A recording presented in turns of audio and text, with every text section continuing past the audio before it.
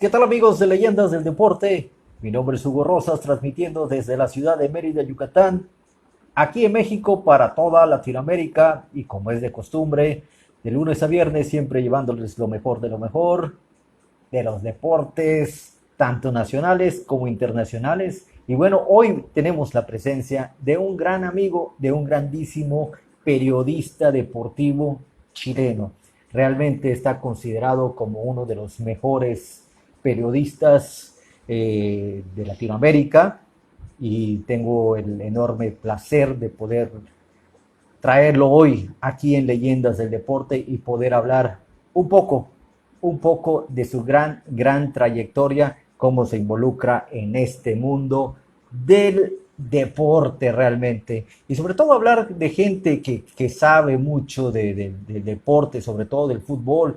Realmente está considerado como el único periodista chileno que vota para el Balón de Oro. Realmente siempre es importante. Algo debe de tener nuestro querido amigo Danilo Díaz, que va a estar hoy acompañándonos desde su natal Chile. Ahí vamos a estar platicando un rato con él, a estar haciendo plática de esa plática deportiva. Ahora se invierten los papeles. Vamos a hablar ahora con un grandísimo invitado. Y bueno, para mí es un enorme placer poderles traer a una eminencia del deporte, realmente como es el caso de mi querido Danilo Díaz desde Santiago de Chile. Ahí vamos a estar platicando un buen rato con él. Esperemos de que nos ayude a que estemos las anécdotas chilenas. Mandarle un beso a mi hija Kelly, que está aquí con nosotros. Y ya está aquí con nosotros nuestro querido amigo Danilo Díaz, que nos las puso difícil desde la semana pasada, pero no hay, ya no hay pretextos. Mi querido Danilo, ¿cómo estás? Muy buenas noches, qué gusto saludarte, amigo. ¿Qué tal? ¿Cómo te va? Muy bien por acá en Santiago. ¿Cómo, se ve bien o no? Se ve perfecto, te ves, sí, te ves bien, realmente te ves. No, no hay mucho que hacer.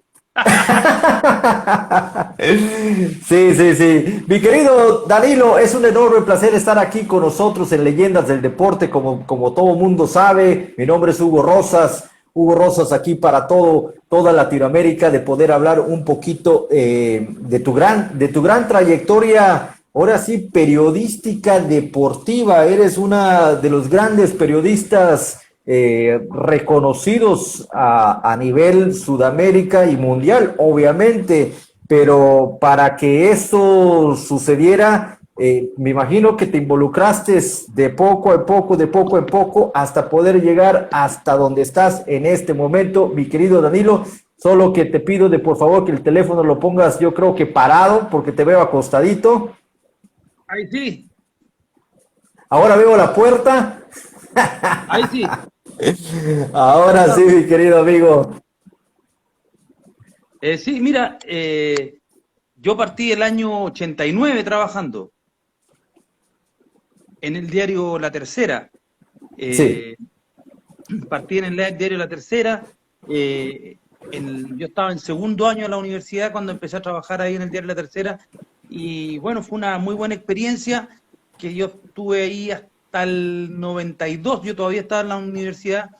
Y el año 92 a mí me llamaron para trabajar en un gran proyecto, en un proyecto que parecía grande, pero que no era tan grande. Me di cuenta cuando empecé a trabajar ahí que no era muy grande, que era la revista Don Balón. Pero la revista Don Balón de a poco comenzó a crecer, comenzó a levantar y después se transformó en la revista número uno de Chile. Yo terminé siendo director de Don Balón el año 98, cuando Chile fue al Mundial de Francia.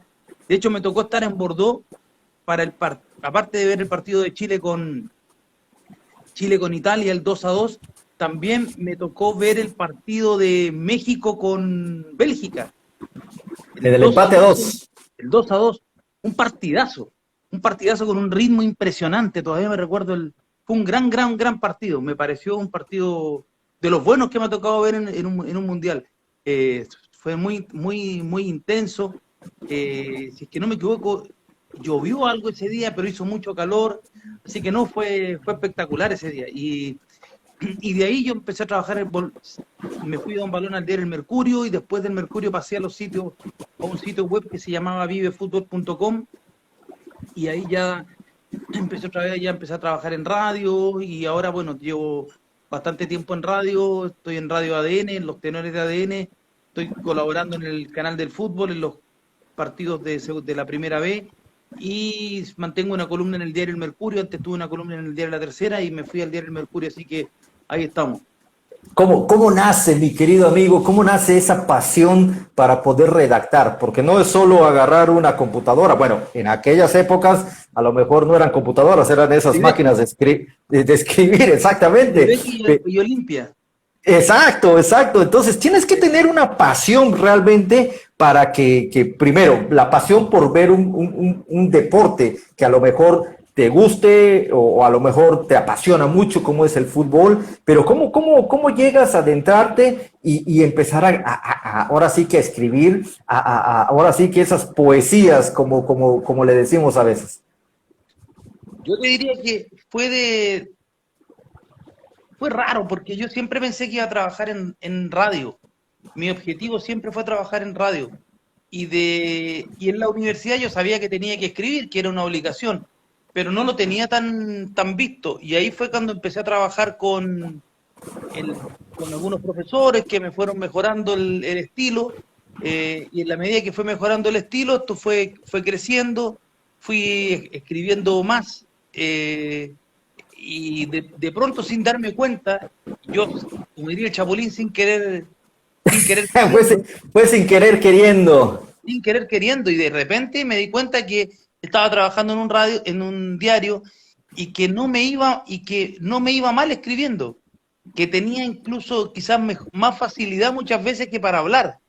Y ahí me fui quedando, y yo diría que me transformé en un periodista de medio escrito hasta el día de hoy. Salvo mi paso por el Estado, porque yo trabajé en Chile de Deporte, la oficina de deportes del Estado, entre el año, a ver, entre el año 2001 y el año 2005. Hasta ahí fue el único momento en que no escribí, pero el resto del momento, del tiempo, siempre he escrito. Escribí desde el año 89. Pero es llamativo, porque yo nunca pensé que iba a ser un periodista escrito. Y yo creo que lo que influyó mucho en eso fue que también fui lector de la revista Estadio, pero sobre todo de la revista El Gráfico de Argentina, que siempre fue un factor importante en mi formación. Y además de leer El Gráfico, todos los días leía los diarios, te decía, la revista Deporte Total. Tuve la colección completa desde el número 1 hasta el año 86. De ahí ya como que anduvo decayendo la revista, y siempre estuve bien metido en eso. Incluso compraba revistas de países de lenguas que no domino, que no hablo, incluso que no las leo, pero siempre pensando en la diagramación, en el tipo de secciones, en la manera en cómo se demostraban, se desarrollaba el periodismo escrito en otras partes. Me queda muy claro que te encanta mucho escribir, me queda claro que tu pasión es proyectarte cada vez más al momento de poder transmitir tus pensamientos. Eso me queda claro. El fútbol. ¿Alguna vez lo practicaste? ¿Vives en un país como sucede, que los que están al lado de ustedes allá en Chile, donde de cada 10 ciudadanos, 8 son futbolistas? Sí, yo de chico jugué, pero jugué en el barrio, en el colegio, jugaba en la asociación de mi ciudad. Yo soy del norte de Antofagasta, entonces ahí yo jugaba por un club, por el Deportivo Liceo, jugué en primera infantil, juvenil, pero era tronco.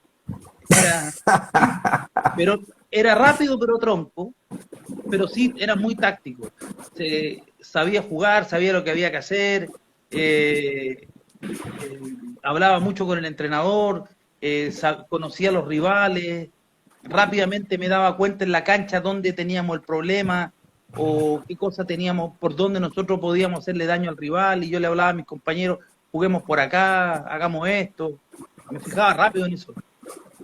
Claro, claro, por supuesto. Pero bueno, parece ser que por el otro lado de la escritura te salió mejor que ser tronco en el fútbol. Eso ya nos dimos cuenta perfectamente bien que lo tuyo es escribir, mi querido amigo. Hay una pregunta que te quiero hacer realmente. Chile, México, México, Chile, realmente son dos países hermanos de grandísimos futbolistas, más chilenos que mexicanos, obviamente. Lo digo con todo respeto para, ahora sí, para los paisanos de aquí de México, pero los dos han vivido situaciones muy complicadas a la hora de ir a un mundial. Recordarás en los 90 cuando México fue suspendido 2 años por el tema de los cachirules.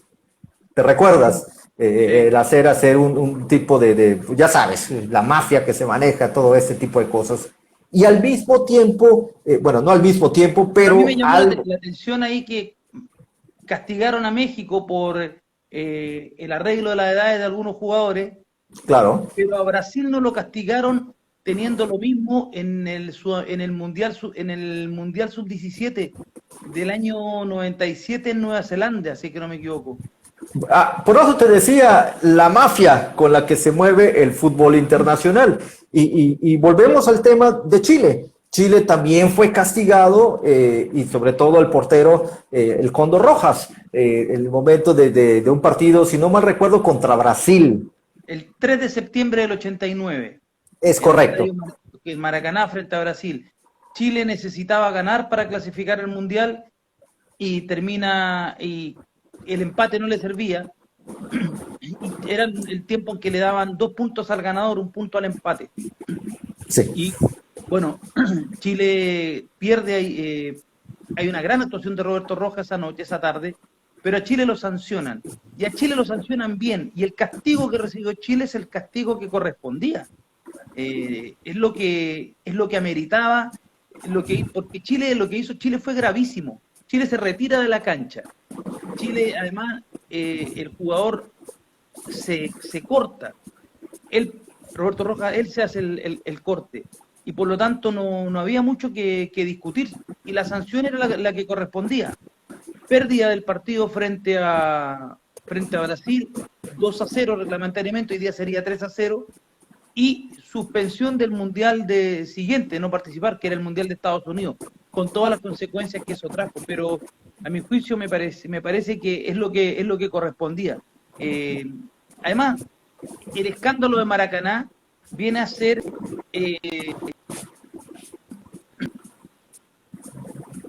degradación ética y moral que tuvo el fútbol chileno durante, yo diría, casi 18 años. Coincide con el momento en que aparece la dictadura en Chile, desde el año 73 hasta el año 89.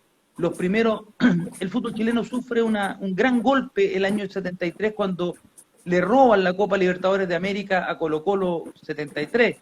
Y eso dejó una sensación muy, muy potente al interior del fútbol chileno de que por las buenas no se podía.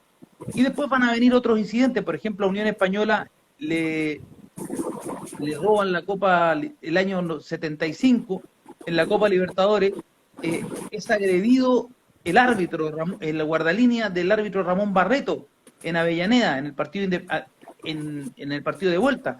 Claro. En Avellaneda había ganado, en Santiago había ganado Unión Española 1-0, gol de Sergio Ahumada a Perico Pérez, y en Avellaneda al término del primer tiempo iban 1-1 porque cobran un penal a favor de Unión Española, lo anota Pancho Lacera y cuando se va retirando el árbitro le llega al asistente, le llega un proyectil, sangra el asistente y bajaron unos matones.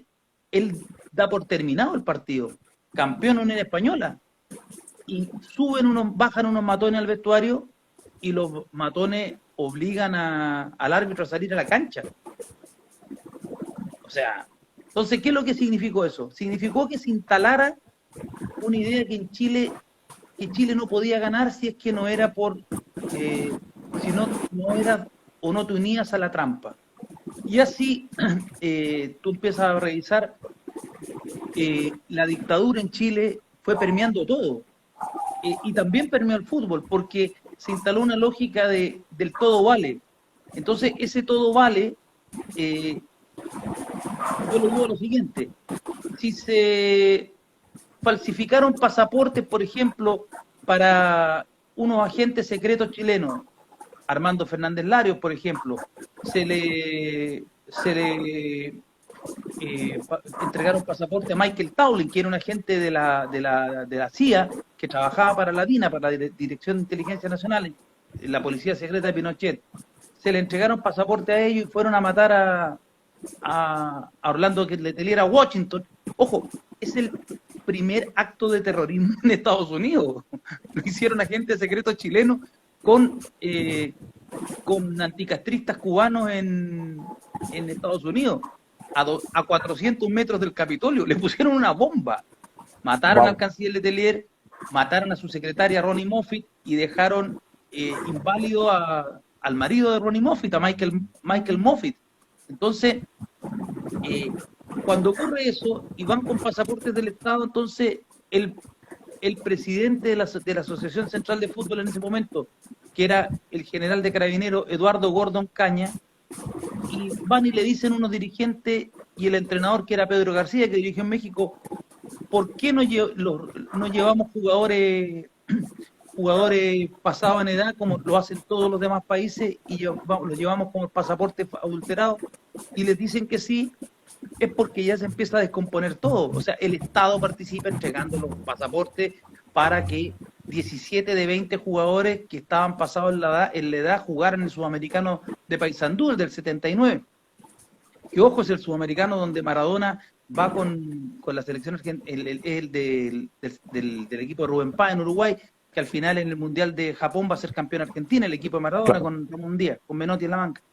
Bueno, claro, está eso. Después, ese mismo año 79, está dicho ya por los jugadores de la selección de ese momento, Chile necesitaba ganarle a Colombia y se le enviaron prostitutas a la concentración en el antiguo Hotel Carrera, que hoy día es la sede de la Cancillería. Y los jugadores... ¿Pero a quién? ¿A la selección chilena o a la selección colombiana? La colombiana. Okay. Le sacaron fotos. Y al día siguiente, cuando entró el equipo chileno a la cancha, entró en el banderín con la foto y se lo entregaron a los jugadores colombianos. Casi les dio un infarto a los colombianos a la gente. Entonces, después, por ejemplo, hubo un concurso acá de pronósticos deportivos, la Polla Gol, que de pronto se empezó a crecer, y eran millones y millones, y se armó, y se descubrió que había una sociedad que ganaba siempre la Polla Gol, y se llamaba Orema. Y se hizo una investigación, la hizo el periodista Guillermo Muñoz en un programa que se llamaba Informe Especial de la televisión, y llegó a la conclusión que Orema era una sigla que significaba Ojeda Reginato Martínez. Víctor Ojeda era árbitro, Adolfo Reginato era el director de los árbitros, y Alberto Martínez era el otro árbitro. Entonces ellos manejaban los partidos y se ganaron muchísimas veces la Polla Gol. Entonces esos son ejemplos de qué es lo que iba ocurriendo en esos años, de que el país se descompone por la dictadura, y después, si estaba descompuesto en ese ámbito, ¿por qué no se iba a descomponer en el fútbol y en el deporte en particular? Es más, cuando Chile pierde la sede de los Juegos Panamericanos de 2019, que lo pierde Santiago y lo gana Lima, para Lima 2019, claro, el periodista Antonio Valencia del Mercurio hizo una nota, entrevistó después de más de 20 años a Gustavo Benco, que había sido el presidente del Comité Olímpico de Chile, que había conseguido la sede de los Juegos Panamericanos del año 87. Y Gustavo Benco dice en esa entrevista del año 2013 que él fue obligado por el general, obligado a renunciar a los Juegos Panamericanos. Mario Vázquez Raña viaja a Santiago, el presidente histórico de la antigua ODEPA, de la Organización Deportiva Panamericana.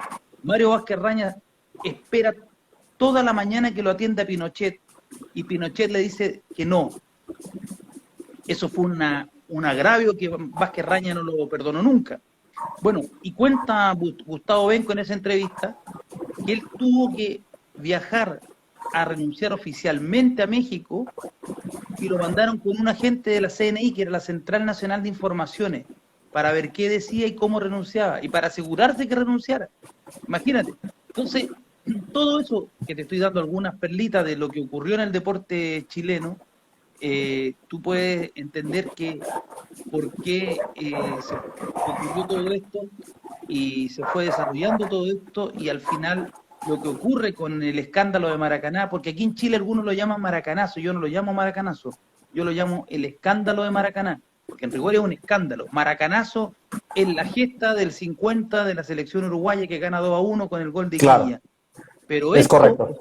esto es un escándalo. Y el escándalo es la culminación de un largo proceso de degradación ética y moral que concluyó en el escándalo de Maracaná. Pero es que realmente venían desde de un problema político, social y deportivo al mismo tiempo. Y todo, Pero, como tú bien dices, todo bueno, pero a final de cuentas lo único que querían trascender los chilenos era para poder participar o poder hacer algo diferente, porque no les quedaba más remedio. pero es que el problema es que eso también se trasladó a lo interno, en el plano interno. Entonces aquí lo grave de todo esto fue que se corrompió el referato, los árbitros, porque cuando se corrompen los árbitros ya es muy grave, porque ellos son los administradores de justicia. Hubo corrupción del ámbito dirigencial, hubo corrupción de los jugadores también. Sí. Los jugadores reconocieron durante ese tiempo que el dopaje era una cuestión permanente y habitual en la competencia local y también a nivel internacional. Ahí no nos hagamos los giles. En todo Sudamérica el dopaje formaba parte del día a día. Recordemos el Boca Juniors del Toto Lorenzo, que fue bicampeón de la Copa Libertadores, que se hablaba del Boca de la nafta de avión. Los argentinos hablaban de la nafta de avión. Recuerdan ahí, y Ubaldo Ratín recuerda que cuando él asume como entrenador de Boca, y entra al vestuario y estaban los jugadores duchándose, y todos los jugadores tenían el cuerpo pinchado entero. O sea, a ese nivel jugaban.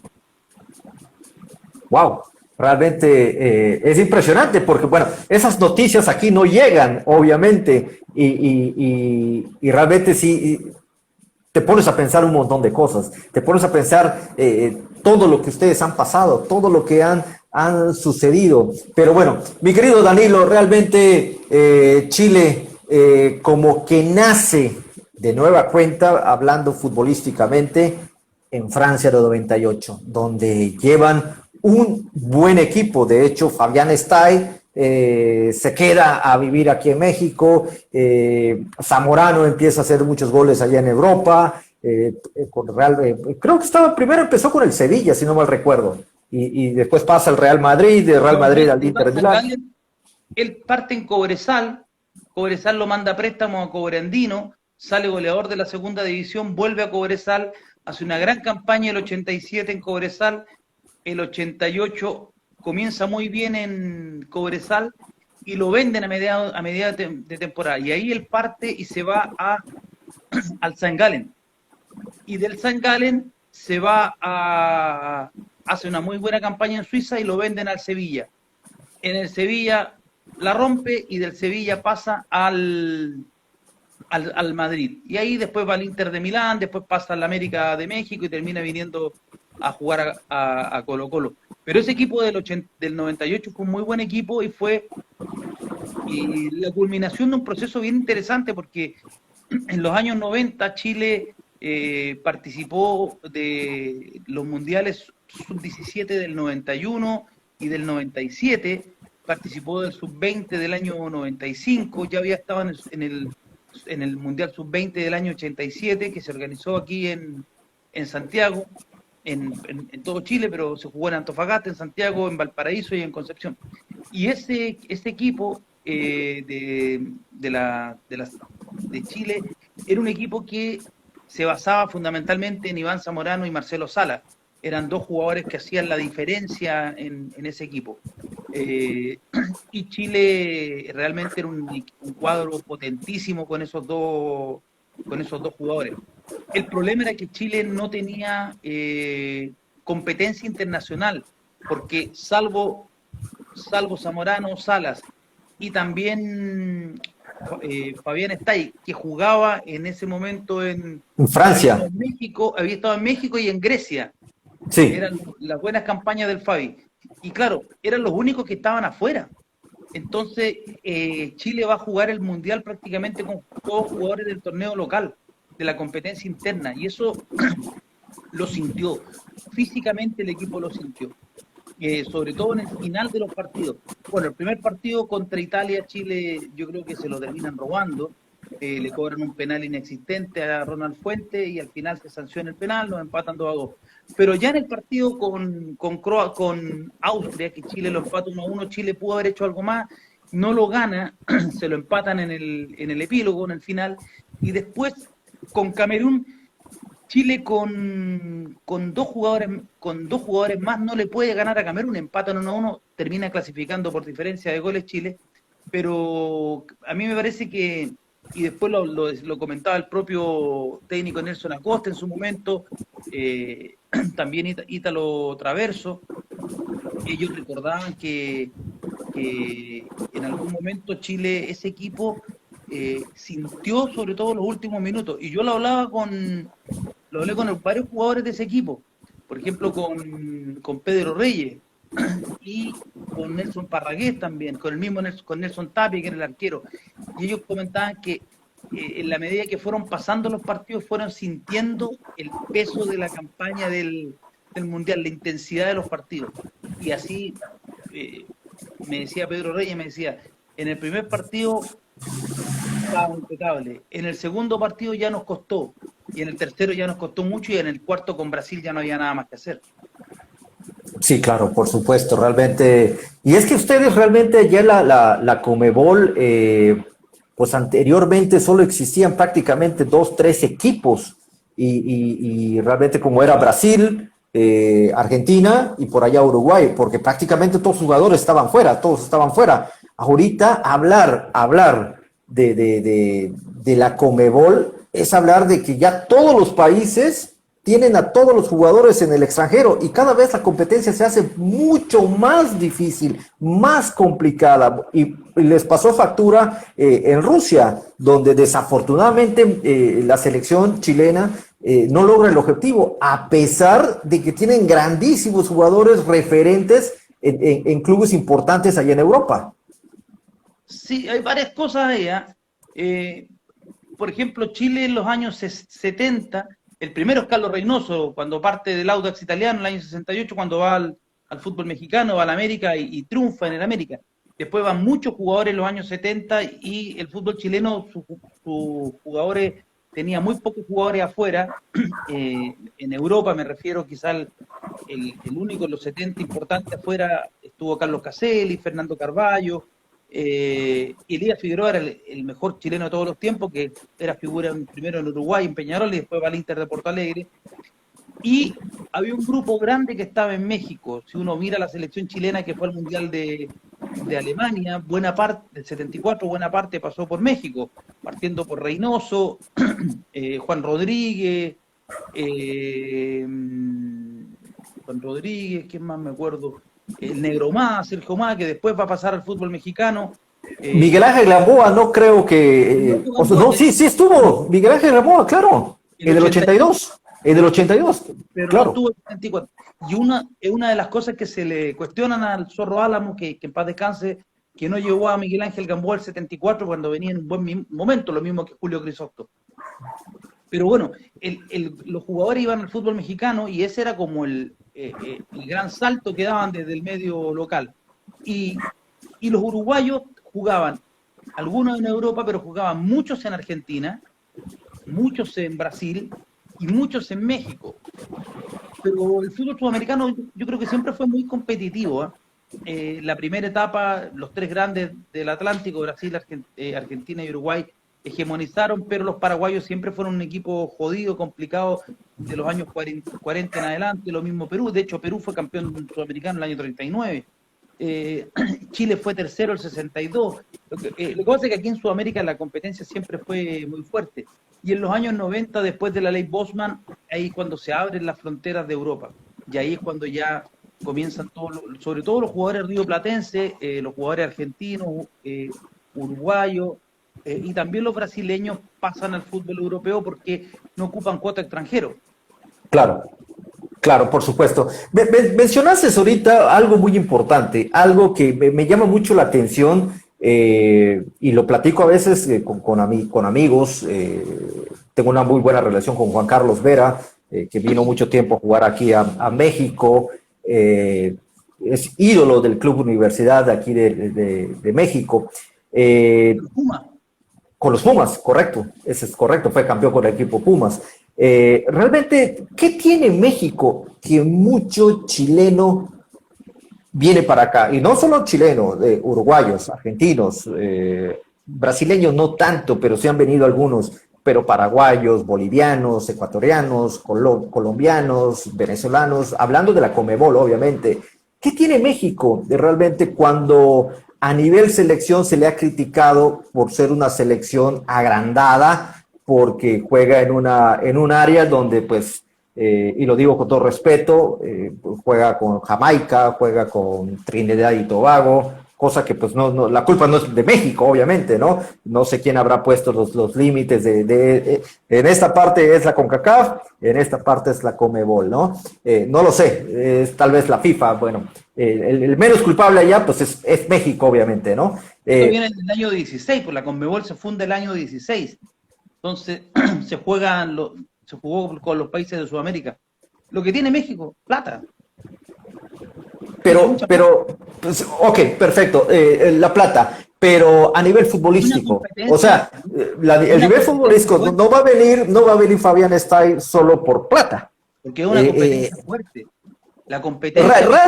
Realmente tú como chileno, como periodista deportivo que eres, ¿realmente ves que la Liga Mexicana de Fútbol tiene una liga muy importante, muy fuerte? Muy fuerte. Es muy fuerte porque los equipos son muy fuertes económicamente y es muy exigente porque a los jugadores extranjeros, si no andan bien, los devuelven a los 6 meses, ya no los utilizan más, buscan alguna fórmula de sacárselos de encima, los mandan a los filiales o tratan de prestarlo al país del cual vienen o los mandan a la segunda división. En México no te esperan mucho, esa es la realidad, un torneo muy duro, pero el fútbol mexicano tiene plata y tiene equipos muy grandes, potentes, por ejemplo, América,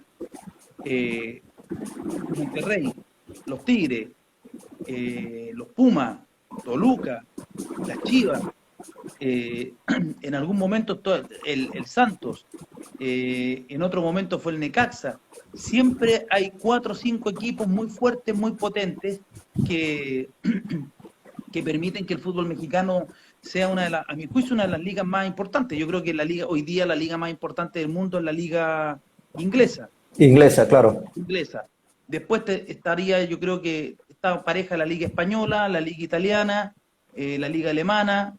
Yo creo que la 1 es la inglesa, la 2 la española, la 3 la italiana por la equiparidad de fuerza, la 4 la alemana, que está muy distanciado del Bayern Múnich, pero están ahí, la francesa, y de ahí yo creo que siempre está el Brasileirao, que es un torneo que paga muchísima plata, con muchos clubes grandes y con gran exigencia, y la Liga Mexicana. La Liga Mexicana por el nivel, o sea, ¿cuántos seleccionados de CONMEBOL y de CONCACAF hay en la Liga Mexicana? Los mejores jugadores hondureños, salvadoreños, panameños van todos a la Liga Mexicana. Y de Sudamérica, por ejemplo, los que no están en Europa van a México. Entonces se encuentra la Liga Mexicana, que hay jugadores seleccionados argentinos o jugadores que han pasado por la selección argentina, seleccionados chilenos, seleccionados uruguayos, seleccionados paraguayos, entonces seleccionados peruanos, ecuatorianos, colombianos. Entonces una liga muy potente, muy fuerte, porque la gracia es que son muchos los equipos, no es una liga de 2 o 3 equipos, el grueso de los equipos son fuertes. Sí, bueno, Realmente sí has mencionado algunos nombres allá de equipos que actualmente son muy fuertes porque fueron adquiridos por empresas internacionales, como la Igual, cementera Cemex, claro, con el Club Tigres y así sucesivamente van agarrando equipos. Creo que un equipo, el Pachuca, por ejemplo, el Pachuca en su momento fue grande, estuvo grande, después de repente compraron al Club León. Creo realmente que actualmente es dueño de un equipo de Chile. el Everton. Exactamente, el Everton. También tienen un equipo en Argentina, en la primera división de Argentina. Tienen un equipo en España. Entonces, prácticamente como que acaparan eso de la multipropiedad que dice la FIFA. Aquí en México se lo pasan por el arco del triunfo. Y bueno, realmente así es. Mi querido amigo, he hablado con Pero referentes. el fútbol mexicano tiene, además de todo eso, tiene las televisoras que Sí, son dueñas de los clubes. ¿Y cuál es el punto? Que tiene el torneo mexicano importa en México. ¿Cuántos son ustedes? ¿Casi 150 millones? no, casi 200. Casi 200. En México. ¿Y cuántos mexicanos son en Estados Unidos? Calculemos unos 10, 15 millones más. Dejémoslo en 20. 20 Sí. millones de mexicanos. Esos mexicanos les gusta el fútbol. O sea, es un mercado gigantesco el del fútbol mexicano. Por eso Bueno, que pagan lo que pagan. y por eso la selección mexicana de fútbol hace sus partidos internacionales precisamente allá en Estados Unidos, porque pues es allí donde se maneja el Yo creo que dinero. México sería un riesgo para México, creo yo. Pero sería mejor para México hacer lo que hizo, seguir el ejemplo de Australia. Australia, estando en la Confederación Oceánica, no avanzaba, nunca le iba bien. Fue a la Confederación Asiática y levantó. Yo creo que si México participara de la eliminatoria sudamericana y participara además en la Copa América, pero con su primer equipo siempre, mejoraría ostensiblemente a nivel de mundiales, porque tendría otro roce, tendría otra presión. Es muy distinto jugar una eliminatoria, venir a jugar a Santiago, ir a jugar a La Paz, jugar en Quito, en Montevideo, en Asunción, en Lima, que jugar, no sé, en Tegucigalpa, que no es por mirar en menos, pero el nivel de los rivales es inferior y las condiciones acá son durísimas. Los No, locales acá son locales. por supuesto, realmente fue algo que precisamente eso te iba yo a comentar, mi querido Danilo, al momento de preguntarle a un Hugo de León, al uruguayo, que me imagino que lo conoces perfectamente bien, a Rubén Sosa, también uruguayo, a Luis Islas, argentino, campeón con la selección de Argentina, que estuvo con nosotros también, al preguntarle qué opinan de la Conmebol. ¿Qué opinan de los torneos Copa Libertadores Sudamericana, la Recopa, las copas que ustedes manejan allá? Y todos fueron muy tajantes a decirme la corrupción más grande que existe a nivel de fútbol internacional. Y nos dieron un ejemplo. El ejemplo número uno fue al haber aceptado a México participar, y ojo, que México no es nada en contra de México, sino que es algo que nunca debió de pasar, pero pasó a costa de dinero, porque los mexicanos llegaron y ¡boom! Dieron dinero para poder jugar. Pero ojo,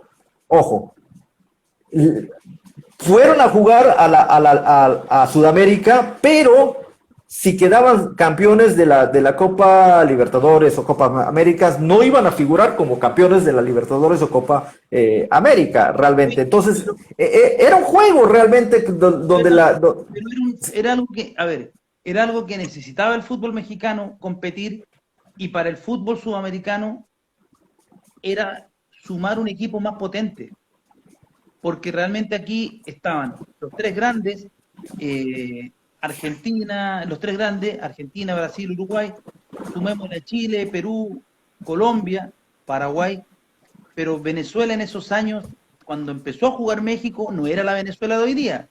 claro. Bolivia tenía un equipo ahí, pero sumar a México era sumar un equipo potente. O sea, levantar la competitividad y abrir además la Copa América para un mercado gigantesco como el mexicano, estadounidense de habla hispana. Yo no lo veo como corrupción eso. para nada, era un factor de conveniencia para todos. ¿Le convenía al fútbol mexicano? Sí. ¿Le convenía al fútbol sudamericano? También. Cuando los equipos mexicanos participaron de la Copa Libertadores y participaron en serio, ¿sirvió? Claro que sirvió. Cruz Azul llegó a la final, la Chivas eliminó a Boca. O sea, los equipos mexicanos, cuando se tomaron en serio la Copa Libertadores, fueron un aporte. El problema fue cuando los equipos mexicanos no se tomaron en serio la Copa Libertadores, enviaban equipos suplentes o suplentes de los suplentes y alteraban el desarrollo de la Copa Libertadores. Pero cuando uno ve los planteles que tiene que tiene el fútbol mexicano, los equipos mexicanos, la realidad es que si ellos participan en las copas, hacen mejor el campeonato y es mayor competencia para todos.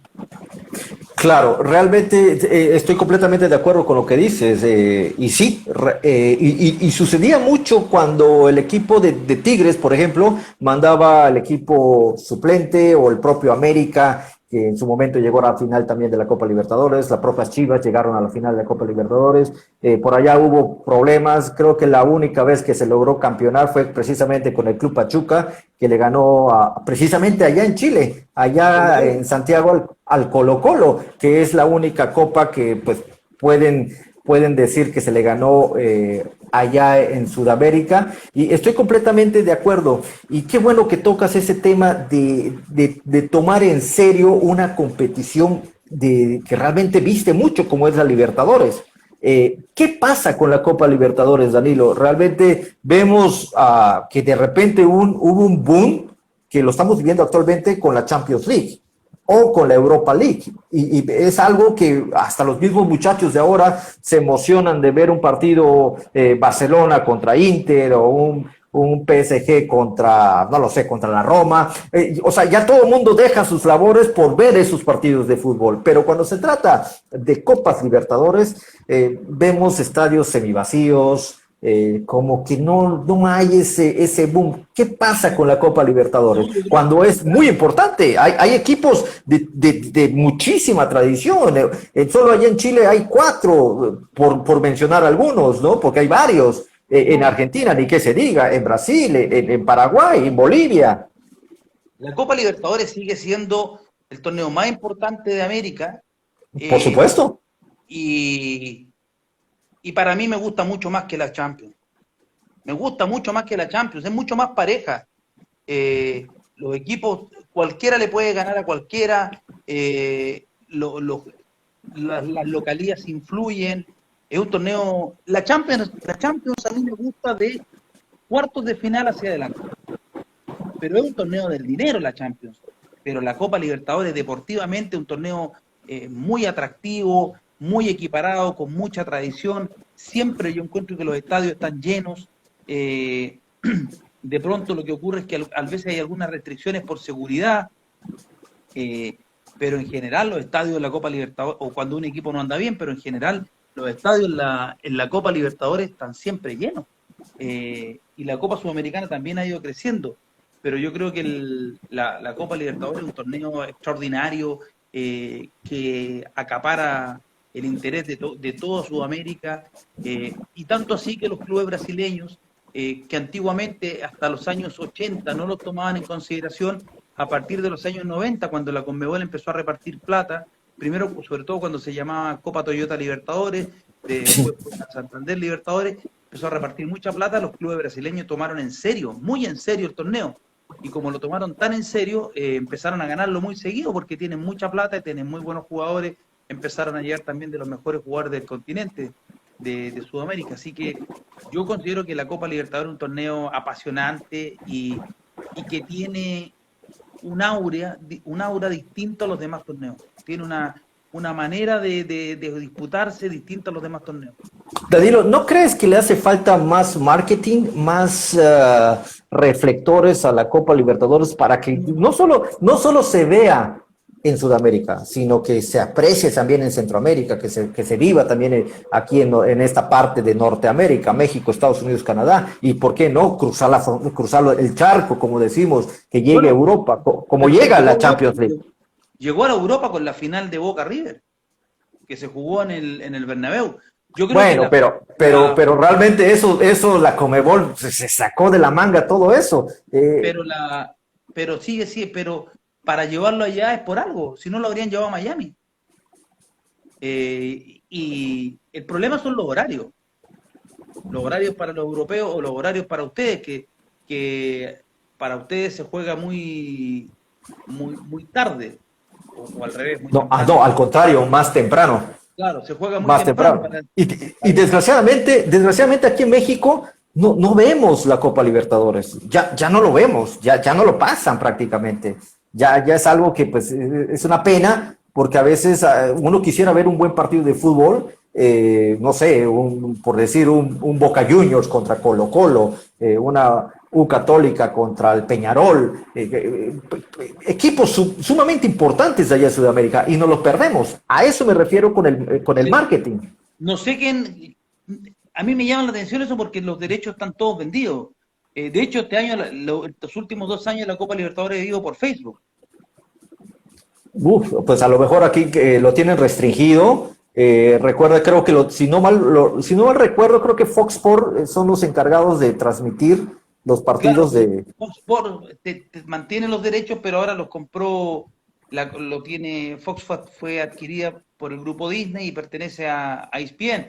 Entonces aquí en Chile, por ejemplo, se dan por Fox Sports Premium, eh, pero en otros países ya está, me parece que transmitiéndose con ESPN, lo más probable es que ya, no sé que aquí hubo un fallo del Tribunal de la Libre Competencia al respecto, No, pero lo concreto creo yo que la Copa Libertadores tiene mucho gancho, mucho marketing, interesa mucho al fútbol en Sudamérica, y yo creo que no ir más allá. y no le pide mucho a la Champions League, porque también se juega un torneo muy importante, muy bueno, de ida y vuelta.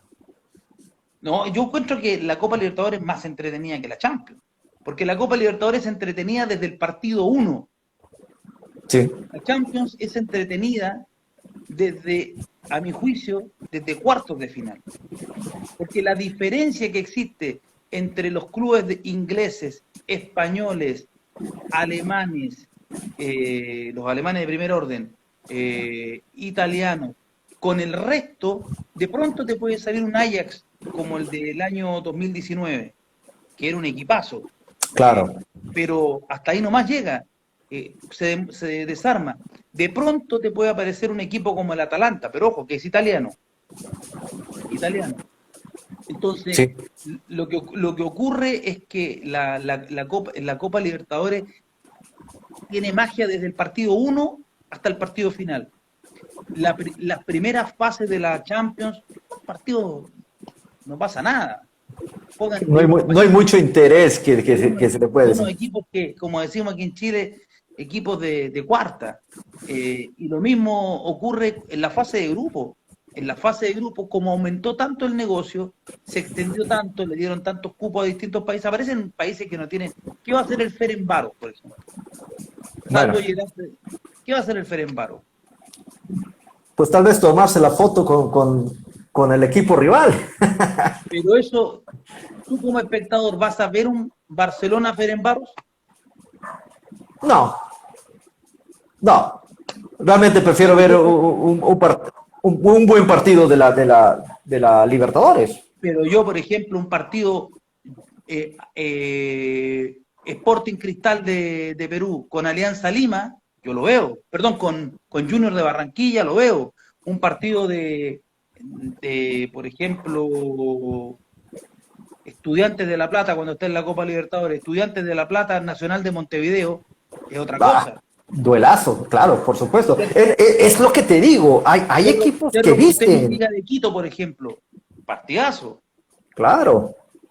Realmente no hay mucho que envidiarle realmente a los del otro lado del charco, del mar. Es lo que tienen mejores equipos, lógico, si se llevan a los mejores jugadores de acá.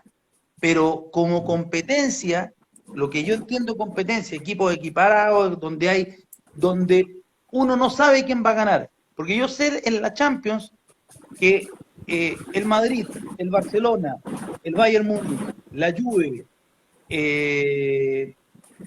el City, el Liverpool van a ganar siempre. Que el Atlético de Madrid, lo más probable es que también gane siempre. Los equipos de las ligas grandes.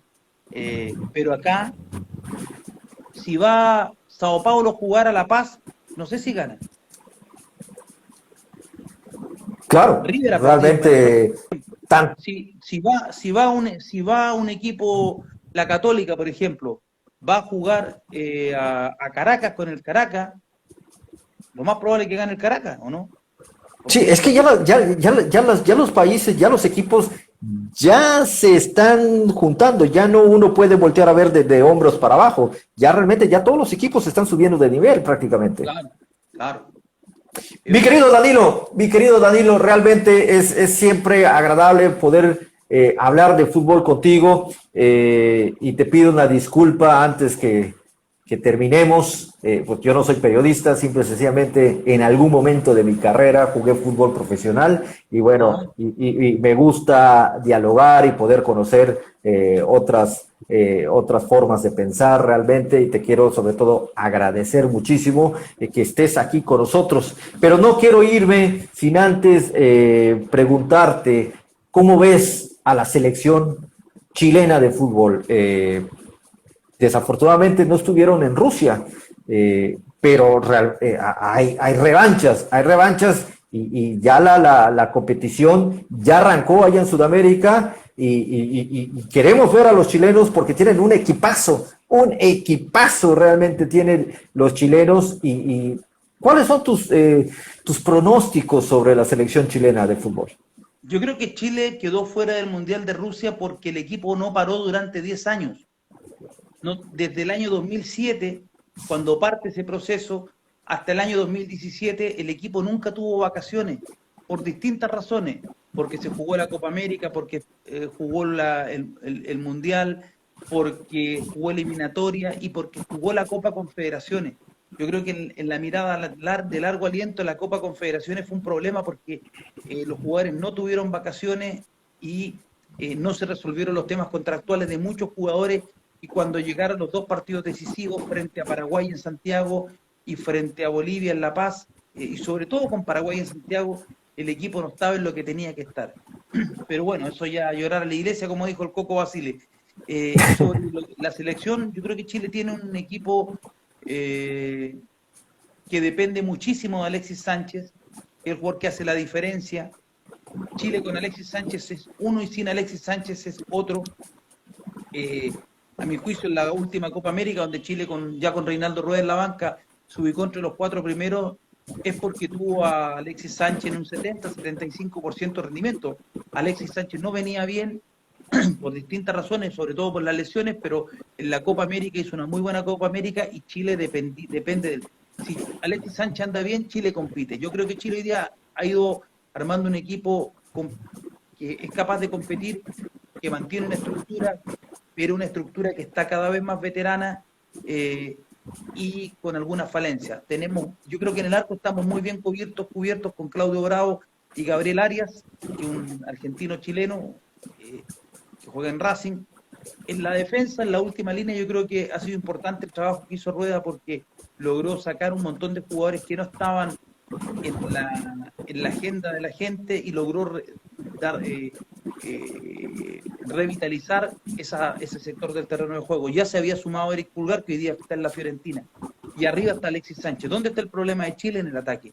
Chile no tiene un par de delanteros goleadores, los necesita. Es cierto, Alexis Sánchez es el jugador que más partidos ha jugado por la selección y el que más goles ha convertido por la selección, pero Alexis Sánchez él no es goleador por naturaleza y necesita un delantero, porque Chile ha dependido mucho de Eduardo Vargas, pero Eduardo Vargas no ha tenido el rendimiento de otros momentos. Entonces Chile creo que requiere, pero es difícil encontrar un centro delantero o un par de delanteros de peso. Eso por un lado.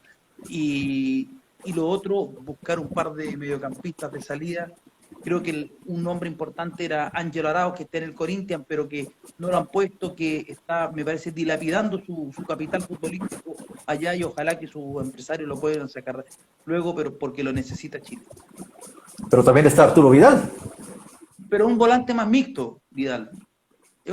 o sea, para mí hay una columna que Bravo Arias, hoy Pulgar, Aranguis con Vidal, Sánchez. Y ahí hay que ir completando. Pero nos falta arriba. Los partidos se ganan en las áreas. Claro, pero ya, dime, ¿Chile sí va a Qatar? Yo creo que a Qatar va Brasil, Argentina, Uruguay. Colombia también está ahí. Y yo creo que Chile va a pelear el repechaje con Perú, Ecuador, Paraguay. Realmente para mí, Chile yo creo que se mete entre los 5, con Argentina obviamente, Brasil, a Uruguay como que no tanto, pero pues yo sí le tengo mucha fe en que los chilenos se van a meter en esta nueva modalidad para que los veamos otra vez en un Mundial de Fútbol y deseándoles lo mejor de lo mejor en Qatar. Esperemos que así sea, esperemos que así pase. Y mi querido Danilo, gracias por darme la oportunidad primero de conocerte, segundo de poder hablar temas futbolísticos de lo que nos apasiona. Realmente nos las pasamos genial, nos las pasamos padre, como decimos aquí en México. Es un enorme placer, mi querido amigo. Igual, un gustazo y saludos por allá. Abrazo. Gracias. Y bueno, mis queridos amigos, esto fue todo por hoy. Hoy estuvimos en Chile hablando con Danilo Díaz, un excelente periodista internacional sudamericano. Realmente nos dejó ahora sí que hablar de todo un poco, de su trayectoria, del mundo del fútbol sudamericano, y para mí fue un enorme placer. A todos ustedes que por allá estuvieron mandándonos saludos, a Cristina Tobón, mandarles un saludo, también a Carlos, que también estaba también muy escribiéndonos algunas cosas. Desafortunadamente no pudimos mandarles el saludo en su momento porque la plática estaba muy interesante, pero aquí decirles a todos ustedes gracias por acompañarnos con Danilo y con un servidor, Hugo Rosas. Y bueno, esto es Leyendas del Deporte, haciendo historia con la historia. Muchísimas gracias y que pasen muy buenas noches, y un fuerte abrazo, mi querido Danilo, hasta allá, hasta la bella Chile. Abrazos y saludos a todos. Gracias. Chao, chao.